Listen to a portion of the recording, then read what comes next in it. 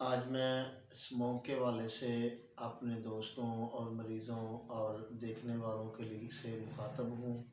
Smoke क्योंकि फ़ज़ाई आलूदगी की इंतहाई ख़तरनाक शक्ल है और ये जो धुआँ छोड़ने वाली फैक्ट्रियाँ हैं और ये गाड़ियाँ जिनके सिलेंसर ख़राब होते हैं और इसी तरह ये लोग जो फसल काट के बाद में जला देते हैं, इससे आलूदगी का मामला बहुत ज़्यादा बढ़ जाता है, जैसे आजकल शुरू हुआ है।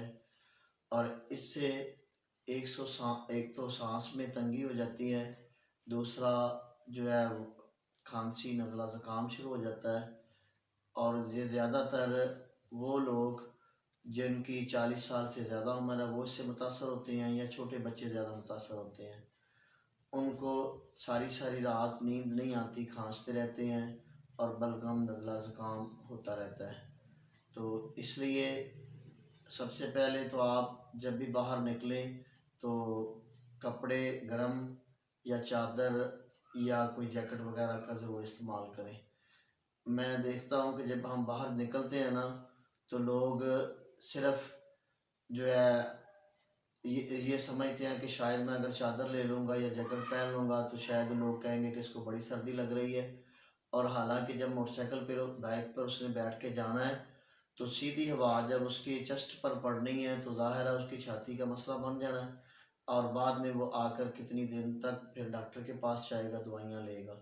तो दोस्तों एहतियात करनी है, एक तो बग़ैर ज़रूरत से बाहर ना निकलें क्योंकि मौसम भी ख़राब है, सांस का भी मसला बनता है और हादसे भी होते हैं, एक्सीडेंट भी बहुत ज़्यादा होते हैं।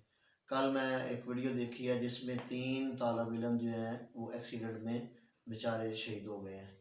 तो इसलिए दोस्तों ये भी एहतियात करनी है। और इसके साथ साथ जो आजकल सांस का मसला बनता है, ख़ास करके वो लोग जो खुश्क और सर्द चीज़ें इस्तेमाल करते हैं। मिसाल के तौर पे आजकल एक तो चावल लोग इस्तेमाल करते हैं और साथ आलू मटर गोभी या दही लस्सी का इस्तेमाल करते हैं। जो लोग ऐसे चीज़ें इस्तेमाल करने वाले हैं उनका कभी भी फ्लू नज़ला ज़ुकाम ठीक नहीं हो सकता। वो जिस मर्ज़ी डॉक्टर से जाकर जितनी मर्ज़ी दवाई इस्तेमाल करें। और जो एलोपैथिक में लोग दवाई लेने जाते हैं तो वहाँ पर तो ये ग़िज़ा का तसव्वुर ही नहीं है।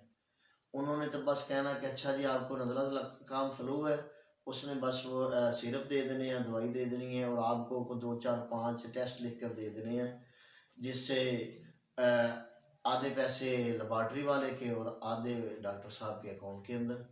तो मरीज़ ये समझता है कि मैं को 2 4 हज़ार रुपया लगा कर आ गया हूँ तो शायद इससे मैं बेहतर हो जाऊँगा। ऐसा नहीं है दोस्तों। मेरे पास जो मरीज़ डॉक्टरों के पास चक्कर लगा लगा के दवाइयाँ ले लेकर आते हैं ना, तो मैं उनसे पूछता हूँ कि यार अगर आप दवाई लेने के लिए उनके पास गए हैं, आपने उनको कहा कि मुझे ये मसला है, तो उन्होंने डॉक्टर साहब ने आपको कुछ खाने पीने के लिए भी चीज़ें बताई हैं कि आपने ये नहीं खाना और ये इस्तेमाल करनी। वो कहते हैं नहीं नहीं, उन्होंने तो कुछ नहीं कहा, बस उन्होंने तो कहा कि बस ये गर्म चीज़ें नहीं खानी, और कभी कह देंगे जी ये तली हुई चीज़ें नहीं खानी। बस कोई उसके अंदर असूल नहीं है, कुछ तरीका नहीं है। इस तरह नहीं कभी भी।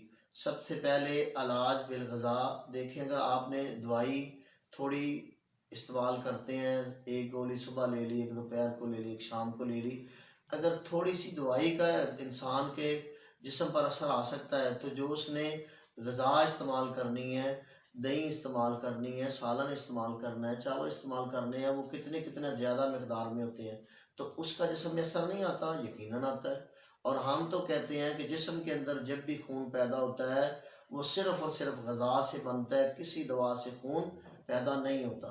ये मसनूई जितनी भी वो ड्रिप वगैरह लगा देते हैं उससे खून नहीं बन सकता। जब भी खून पैदा होगा, साल रतूबत बनेगी तो वो ग़िज़ा से बनेगी। तो इसलिए हम तो सबसे पहले अपने मरीज़ों को आजकल ये कहेंगे कि अगर आप दही लस्सी चावल ख़ास करके उबले चावल इस्तेमाल करते हैं तो वो बिल्कुल स्मोक के दिनों में इस्तेमाल ना करें। और उसके साथ साथ आपने ये एहतियात करनी है, और उसके साथ आपने ऐसा करना है कि भाफ़ जिनको सांस का मसला है वो भाफ़ ज़रूर रोज़ाना लें रात को सोते वक़्त। और दूसरा लौंग और दालचीनी का कहवा इस्तेमाल करना है। और खुश्क मेवाजात इस्तेमाल करने हैं, तो इससे इंशाअल्लाह आपको डॉक्टर के पास भी नहीं जाएंगे और आपको फ़ायदा भी होगा।